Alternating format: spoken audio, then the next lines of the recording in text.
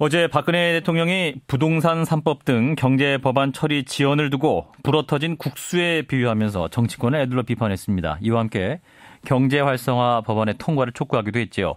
내일이면 집권 3년차 취임 2주년을 맞는 박근혜 정부의 경제 정책 어떻게 평가할 수 있을까요? 새누리당의 대표적인 정책통인 이해훈 전 최고위원을 전화로 연결해서 박근혜 대통령 경제인식과 현 정부의 경제 정책에 대한 평가 들어보겠습니다. 이해훈 전 최고위원님 안녕하십니까? 네, 안녕하세요. 예.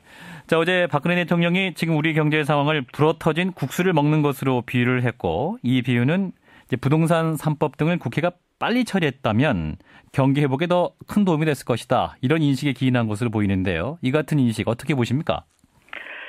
글쎄 이제 그런 인식은 우선 부동산 3법이 경제를 살리는 묘약이다라는 이제 전제를 깔고 있는 인식이라고 보입니다. 예. 그런데 그럼 과연 부동산 3법이 경제를 살리는 묘약이라고 볼 수 있느냐? 그렇게 보기는 좀 어렵습니다. 예. 왜냐하면 이제 부동산 3법이 통과되면 초기에는 매매가 활성화되는 그런 효과가 있긴 합니다. 예. 다들 이제 이것 때문에 그런 이제 부동산 경기가 살아나고 경제도 따라서 살아날 것이다 이런 기대를 갖게 할 수는 있는데요. 예. 근데 사실은 건설 경기가 전체 경기를 끌고 가는 그런 시대는 이미 아니기 때문에 예. 이런 방식으로 경제가 살아나기를 기대하는 것은 좀 무리라고 보입니다. 예. 반면에 이 부동산 3법은 앞으로 시간이 지나면 굉장히 많은 부작용을 낳을 우려가 있는 법이지요. 예. 오히려 좀 우려를 더 많이 하고 계시네요. 이제 건설 경기가 경기를 살리는 시대는 지났다.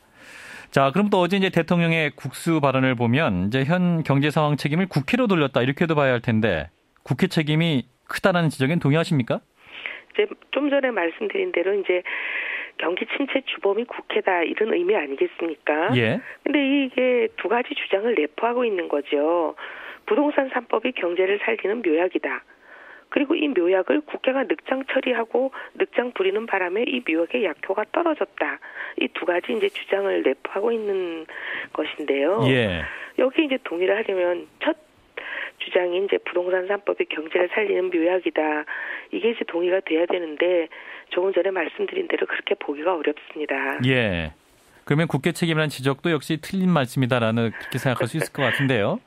예. 자, 그렇다면 최고위원님은 지금 우리나라 경제 뭐가 제일 문제라고 보십니까?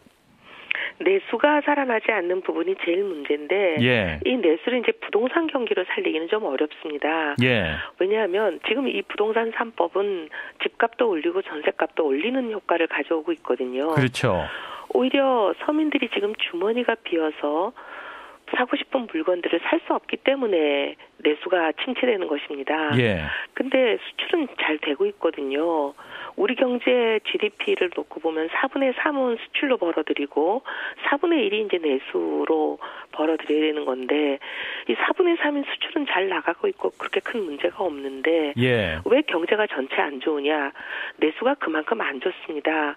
그럼 수출이 잘 되면 과거에는 온 국민들이 다 주머니가 두둑해지는 그런 시대였지만 지금 이 소위 낙수 효과라는 것이 실종이 돼서 수출 대기업이 아무리 돈을 벌어와도 그 돈이 중소기업이나 근로자들이나 또 소상공인들에게로 흘러가지 않고 단절돼 있기 때문에 문제가 생기는 거 아니겠습니까? 이 물이 제대로 흘러가게 해주려면 경제 보일러 공사에 해당하는 경제 민주화를 해야죠. 그렇지 않으면은 보일러가 고장이 난 상태에서는 아무리 부를 때도 아랫목은 쩔쩔 끓어서 장판이 타는 그런 상황이지만 윗목은 냉골인 채로 그대로 있는 거 아니겠습니까? 이럴 때 제일 중요한 것은 보일러 공사를 해서 이 아랫목의 온기가 윗목으로 갈 수 있도록 뚫어주는 거 이게 제일 중요합니다. 대기업도 수출은 잘 되고 있는데 반면 서민들의 주머니는 여전히 안 좋고 내수가 여전히 문제인 상태다 이런 지적해 주셨는데 그러면 이제 법인세 인상을 못하는 이유 중에 하나로 이제 대기업들이 어떤 경제 살리는 효과가 있기 때문에 그걸 기대하기 때문에 못하고 있는 거 아니겠습니까? 그렇다면 어떻게 보세요? 근데 이제 법인세가 내려갔고 그래서 투자를 하고 경제가 살아나기를 기대했지만 지금 오히려 기업들은 그 벌어들인 돈으로 투자를 하지 않고 예. 법인세를 깎아줬더니 수백 조씩 현금으로 들고 앉아 계시잖아요. 예. 그러니 법인세를 깎아주는 걸로 경기가 살아나는 그 반드시 그렇게 성립되는 건 아니라는 걸 보여주고 있죠. 예. 그리고 오히려 이제 법인세 인상은 좀 이렇게 보는 게 어떨까 합니다. 먼저 법인세 인상을 하자 말자 하는 얘기가 나오는 이유가 복지를 하는 돈이 지금 충분하지 않기 때문 아니겠습니까? 예. 돈이 필요하다. 그런데 이제 저는 그 얘기를 하기 전에 이 복지 중에서 이제 고소득층들에게도 똑같이 주는 저소득층이나 고소득층이나 모두에게 똑같이 주는 이 복지, 소위 보편적 복지 때문에 돈이 많이 드는 부분이 있습니다. 예. 근데 이 고소득층들은 별로 달가워하지도 않고 고마워하지도 않는 그런 복지들이 많거든요. 예. 이런 복지를 고소득층들에게 주느라고 어려운 서민들이 허리가 휘게 세금을 내는 것은 우리가 원하는 것이 아닐 겁니다. 예. 이런 복지는 우선 줄여야 필요한 돈 씀씀이도 줄어들고 그러면 세금을 올리자 말자 하는 논의 자체가 안 나올 수 있습니다. 예. 그런데 이제 만약에 그런 불필요한 복지, 어떻게 보면 고마워하지도 않고 달가워하지도 않는 그런 복지를 다 줄였는데도 복지를 하기 위해서 돈이 더 필요하다. 이런 상황이 된다면 예. 우리 사회를 구성하고 있는 구성원들인 기업이나 근로자나 자영업자나 이 모두가 적절히 세금을 분담해서 내는 게 맞지 않겠습니까? 예. 근데 작년 한 해를 보면은 기업이 내는 세금은 1.2조가 줄었습니다, 오히려. 예. 그런데 그 기업에서 월급을 받는 월급 생활자들은 3.4조 원이나 세금을 더 냈단 말이죠. 과거보다. 예. 그렇죠. 재작년보다. 예. 이렇게 되면 이거는 우리 사회 구성원들이 적절히 분담해서 세금 부담을 지는 게 아니죠. 오히려 월급 생활자들에게만 다 떠넘긴 그런 상황 아니겠습니까? 서민들이 이제 좀 고통을 더 많이 느끼고 있는 그런 상황이라고 말씀하시는 건데. 예. 그래서 이제 만약에 세금을 더 내야 되는, 꼭 세금을 더 낼 수밖에 없는 상황이 왔다면 근로자가 이만큼 내게 할 게 아니라 기업도 좀 나눠서 내야죠. 예. 그런 차원에서 법인세 인상은 논의할 필요가 있다 이렇게 보고 있습니다. 알겠습니다. 자, 서민들이 피부로 가장 크게 느끼고 있는 고통 중에 하나가 전세가 상승이죠. 이제 네네. 너무 전세가가 올라서 이제 뭐 역전세 현상도 나타난 것이 아니냐 이런 얘기도 나오는데, 자, 이 부동산 정책 방향 그대로 가도 될까요?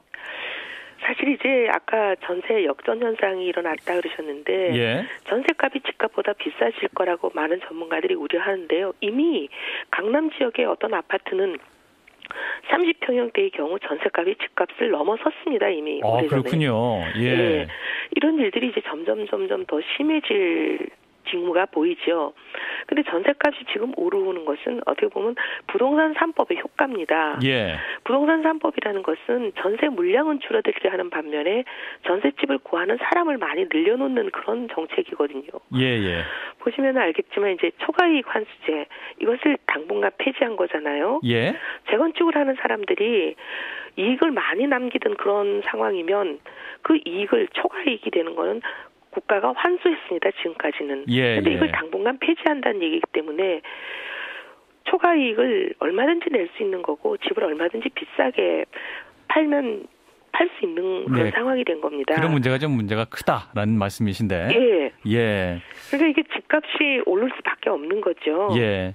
자, 의원님이 시간이 크게 많지는 않은데요. 네네. 자, 그 지난해만 이제 새해 경제정책 방향을 발표하는 과정에서 역점 과제인 연금 개혁안 놓고 또 하루 사이에 내용이 바뀌는 일도 있었고, 또 올 초에 보면 연말정산이나 건강보험료 부가체계 개편, 또 정책 혼선이 있지 않았습니까? 이런 정책 혼선은 왜 있다고 보세요?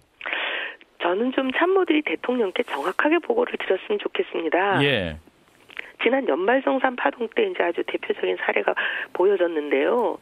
부총리께서 이제 이 연말정산 문제가 생기니까 앞으로 이렇게 개선하겠다 발표를 하신 날이에요. 예. 근데 발표 내용을 보면 문제가 됐던 가족공제하고 연금저축공제를 줄였던 게 잘못됐다는 걸 인정하신 그런 발표였거든요. 그래서 이걸 다시 늘리겠다 이렇게 발표를 하셨는데 바로 그 직후에 이제 대통령과 담소를 나눈 내용이 보도가 됐습니다. 예.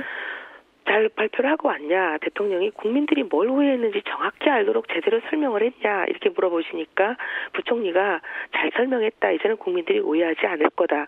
이렇게 답변을 하셨거든요. 예. 내용은 정부가 잘못됐다는 걸 인정하고 원래대로 돌려놓겠다는 발표를 하고 오신 분이 대통령께는 정부나 제도가 잘못된 게 아무것도 없는데 국민들이 잘못 알고 오해했다는 취지의 보고를 하시는 거잖아요. 예. 대통령이 정확하게 아실 수 있고 판단을 정확하게 내릴 수 있도록 보고를 정확하게 해드려야 된다고 봅니다. 아, 그럼 거짓 보고를 한 건가요?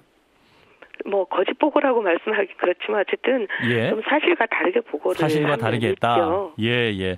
자, 시간이 한 30초 남았는데요. 의원님 네. 그러면 박근혜 정부의 경제 정책 몇 점이나 줄 수 있을까요?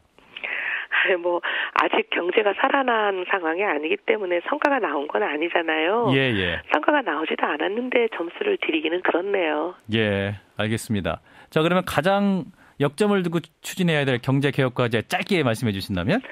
아까 말씀드린 대로 경제 보일러 공사인 경제 민주화를 추진을 해야 경제 민주화. 이 모든 문제가 해결이 됩니다. 그게 핵심입니다. 예, 경제 민주화 정책을 추진해야 된다. 이런 말씀이시네요.